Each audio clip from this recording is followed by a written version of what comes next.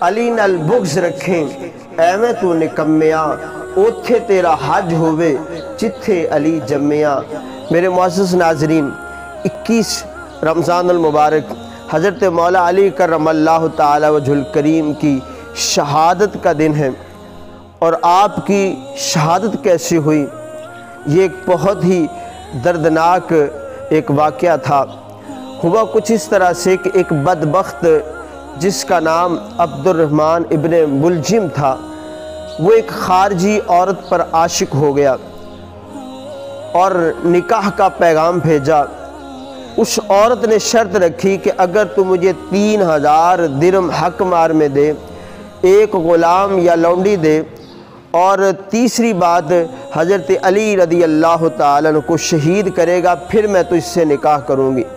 تو یہ بدبخت عشق میں اتنا مبتلا تھا کہ یہ اس کام کے لیے بھی تیار ہو گیا۔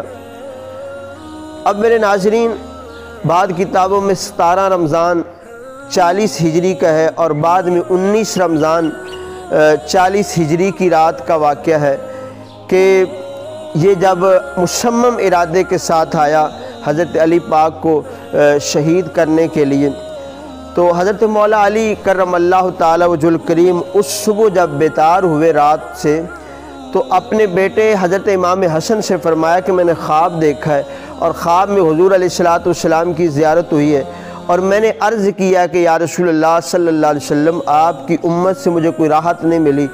تو میرے آقا علیہ السلام نے فرمایا کہ ان کے لیے بد دعا کریں۔ تو حضرت مولا علی کرم اللہ تعالی وجہ الکریم دعا کرتے ہیں کہ اللہ مجھے ان سے بہتر لوگ عطا فرما دے، اور جو ان کے حق میں ان کے لیے برا ہے وہ ان کو دے دے۔ اور اتنے میں اذان کی آواز آ گئی۔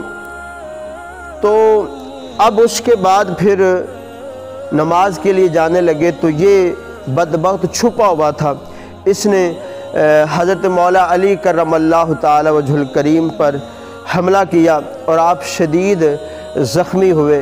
لیکن پھر بھی جب پتہ چلا کہ مجھے شہید کرنے کی کوشش کی گئی ہے، تو آپ نے فرمایا اللہ کا شکر ہے میں کامیاب ہو گیا۔ لیکن آپ کا اخلاق دیکھیے، لوگوں نے اس قاتل کو پکڑ لیا۔ حضرت مولا علی فرماتے ہیں اس کے لیے بستر بچھاؤ، اس کو شربت پلاؤ، لیکن اس بدبخت نے وہ شربت پینے سے انکار کر دیا کہ اس کے اندر زہر ملی ہے۔ حضرت مولا علی فرماتے ہیں کہ اگر یہ شربت پی لیتا تو کل قیامت والے دن میں اس کو حوض کوثر سے بھی پانی پلاتا۔ یہ تھا اخلاق۔ اور پھر آپ 21 رمضان المبارک کو زخموں کی تاب نہ لاتے ہوئے آپ اپنے خالق حقیقی سے جا ملے۔ اللہ پاک ہمیں حضرت مولا علی کرم اللہ تعالی وجہ الکریم کی پکی اور سچی محبت عطا فرمائے۔ جزاک اللہ خیرہ۔